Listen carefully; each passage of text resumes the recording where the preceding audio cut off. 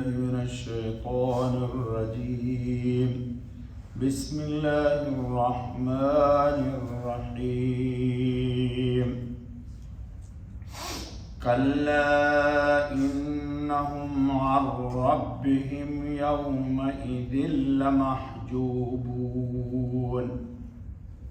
ثم إنهم لصال الجحيم ثم يقال هذا الذي كنتم به تكذبون صدق اللہ العظیم۔ دوستو، یہ سورہ مطففین کی آیت 15، 16 اور 17 پڑھی گئی۔ کل اللہ رب العزت نے دین کی بات انسان کے سمجھ میں کیوں نہیں آتی، اس کی وجہ بتائی تھی کہ کلا بل ران علی قلوبہم ما کانوا یکسبون۔ انسان کا دل جب گناہ سے، معصیت سے، اللہ کی نافرمانی سے سیاہ ہو جاتا تو اس میں حق داخل نہیں ہوتا اور حق سمجھ میں اس کو نہیں آتا۔ سیدھے لفظ میں سفید اس کو سفید نہیں نظر آتا، کالا اس کو کالا نہیں نظر آتا۔ بدبو میں اس کو خوشبو محسوس ہوتی، لذت آتا، اور خوشبو سے اس کو نفرت ہو جاتی اور طبیعت بھاگتی ہے۔ اللہ ہماری طبیعت کو درست رکھے۔ آج اللہ رب العزت فرما رہے ہیں کہ کلا انہم عن ربہم یومئذ لمحجوبون۔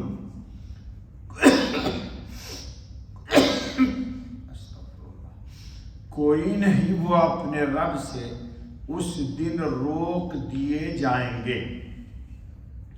ثم انہم لصال الجحیم، پھر مقرر وہ گرنے والے ہیں دوزخ میں۔ ثم یقال، پھر کہا جائے گا ھذا الذی کنتم بہ تکذبون، یہ وہی ہے جس کو تم جھوٹ جانتے تھے۔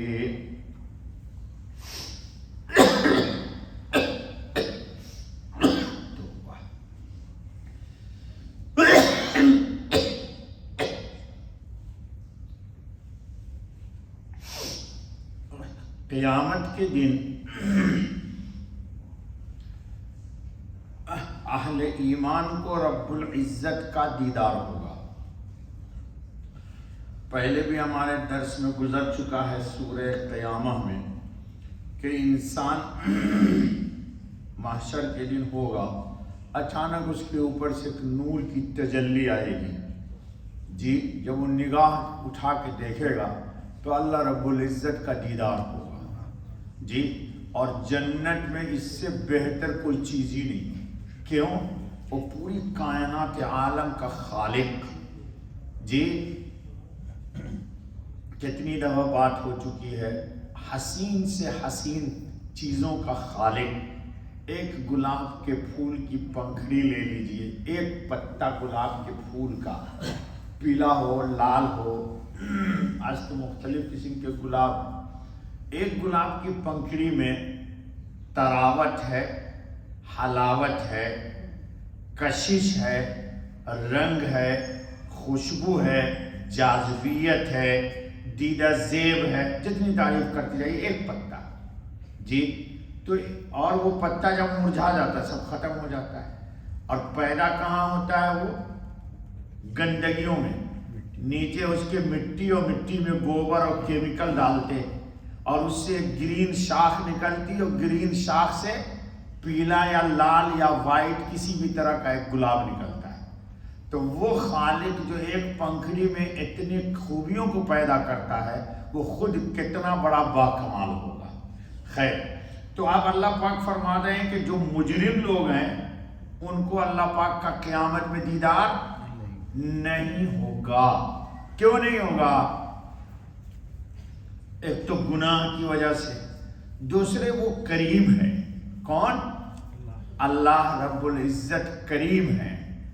اگر کوئی ان کو دیکھ لے گا تو لازماً اس کو کرم اس کے اوپر کرنا پڑے گا، اس لیے کرم سے محرومی کی بنیاد پر اس کو اللہ اپنا دیدار ہی نہیں ہونے دیں گے۔ دیدار الہی سے محرومی یعنی اس انکار و تکذیب کے انجام سے بے فکر نہ ہو۔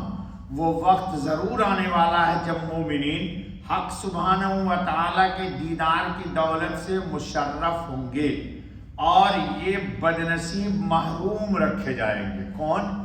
جو ایمان نہیں لاتا، اللہ کو نہیں مانتا، اللہ کی نہیں مانتا، رسول کو نہیں مانتا، رسول کی نہیں مانتا، قرآن کو نہیں مانتا، قرآن کی نہیں مانتا، بیت اللہ قبلہ ہے بیت اللہ کو نہیں مانتا، نہ بیت اللہ کی طرف رخ کر کے عبادت کرتا ہے۔ مومن کو دیدار ہوگا۔ امام مالک اور امام شافعی رحمۃ اللہ علیہ نے فرمایا کہ آیت سے معلوم ہوا کہ مومنین اور اولیاء اللہ کو حق تعالیٰ کی زیارت ہوگی، ورنہ پھر کفار کے محجوب رہنے کا کوئی فائدہ ہی نہ ہوتا۔ اگر بے ایمان میں حق تعالیٰ کی زیارت کا شوق نہ ہوتا تو ان کی سزا میں یہ کہا جاتا کہ وہ زیارت سے محروم رہیں گے، کیونکہ جو شخص کسی کی زیارت کا طالب ہی نہیں بلکہ متنفر ہے، اس کے لیے کوئی سزا ہی نہیں کہ اس کو اس کی زیارت سے محروم کیا جائے۔ تو معلوم ہوا یہ دیکھنا یہ بھی چاہیں گے لیکن ان کو اللہ پاک کا دیدار نصیب نہیں ہوگا۔ یعنی قیامت کے دن جب مومن اللہ کو دیکھیں گے، بے ایمان اس روز دیدار الہی سے یقیناً روک دیے جائیں گے۔ بدعمالیوں کی تاریکیوں کے حجاب اور پردے اس کی آنکھوں پر پڑے ہوں گے، پر جس طرح وہ دنیا میں حق کو نہیں دیکھتے تھے، اسی طرح قیامت کے دن دیدار الہی نہ کر سکیں گے۔ حضرت حسن بصری رحمۃ اللہ علیہ نے فرمایا کہ اگر زاہدوں، بڑی پیاری بات کہی، اور عابدوں کو معلوم ہو جائے کہ رب کا دیدار ان کو نہ ہوگا تو ان کی جان نکل جائے۔ اللہ والوں کا حال یہ ہے کہ ان کو نہ ہو۔ ہم ایک دعا اکثر سناتے ہیں، آپ کو آج بھی سنا دیں گے۔ امام مالک نے اس آیت کے متعلق دریافت کیا گیا تو فرمایا کہ جب دشمنوں کو دیدار سے روک دیا جائے گا اور ان کو دیدار میسر نہ ہوگا، یعنی اللہ کو نہیں دیکھ سکیں گے، تو دوستوں پر وہ ضرور اپنا جلوہ اور تجلی کو رونما کرے گا۔ اللہ کو دیکھیں گے، دوست اس کو دیکھیں گے۔ امام شافعی رحمۃ اللہ علیہ نے فرمایا کہ آیت جس بات پر دلالت کرتی ہے کہ اولیاء اللہ کو دیدار ہوگا۔ اولیاء اللہ کو کیا ہوگا؟ دیکھو میں اکثر نقل کرتا ہوں، آپ لوگ بھی کبھی کبھی اردو ہی میں مان لو جائے۔ ہمارے حضرت صلی اللہ علیہ وسلم نے ایک دعا مانگی، اللہم اجعل حبک احب الاشیاء الی واجعل خشیتک اخوف الاشیاء عندی واقطع عنی حاجات الدنیا بالشوق الی لقائک وَإِذَا أَقْرَرْتَ أَعْيُنَ أَهْلِ الدُّنْيَا مِنْ دُنْيَاهُمْ فَأَقْرِرْ عَيْنِي مِنْ عِبَادَتِكَ۔ کہو اللہم آمین۔ اس دعا کا ترجمہ، اے اللہ ہمیں آپ اپنی محبت کائنات عالم کی ہر چیز سے زیادہ دے دیں۔ یہ بڑا خطرناک سوال ہے۔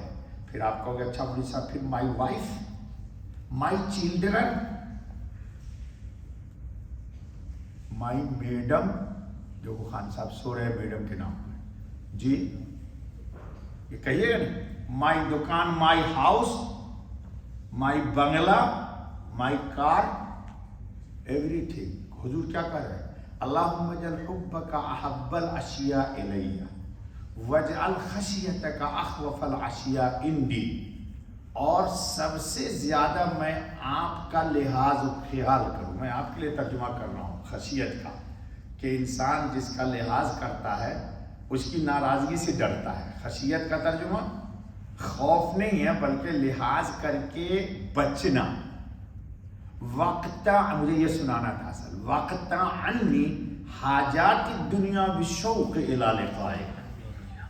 جی دنیا کی کوئی بھی یا اللہ مجھے طلب اور حاجت پیش آئے تو اس حاجت کو کاٹ دیجئے، میرے پاس وہ ہاتھ، مثال کے طور پر میری مطلوب ہے کہ مجھے یہ چیز چاہیے، تو یا اللہ جیسے یہ خواہش پیدا ہو کہ یہ چیز چاہیے، تو اس خواہش کو میرے دل سے کاٹ دیجئے، ختم کر دیجئے. وقت عنی حاجات دنیا، کیوں ختم کر دیجئے؟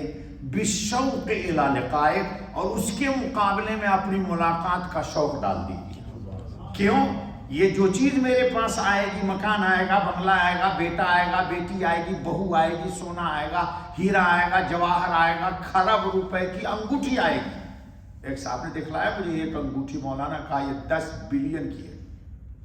بتاؤ 10 ملین کی ایک انگوٹھی، آپ کو سب مجھے ملنا چاہیے. میں نے کہا مجھے نہیں ملنا چاہیے، میں پہن لوں گا تو کوئی جان ہی مار دے گا مجھے، لے کے کیا کروں گا یار، یہ تمنا نہ کرو.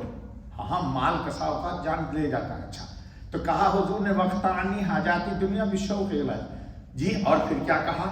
وَإِذَا أَقْرَرْتَ أَعْيُنَ أَهْلِ الدُّنْيَا مِنْ دُنْيَاهُمْ فَأَقْرِرْ عَيْنِي مِنْ عِبَادَتِكَ. دنیا دار اپنی ایک دنیا کو دیکھ کے، ایک آدمی نے بنگلہ بنایا 10 بلین کا، دیکھ کے خوش ہوتا ہے، گاڑی خریدی خوش ہوتا ہے.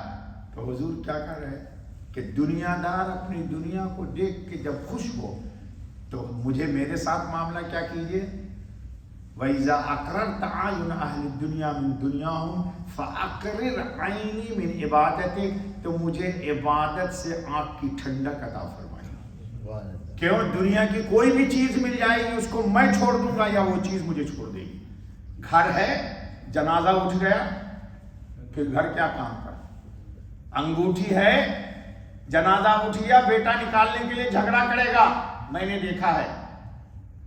بچے جھگڑ رہے، جنازہ نہیں اٹھنے دیا کہ وہ سونا کیا ہوا، وہ ہیرا کیا ہوا.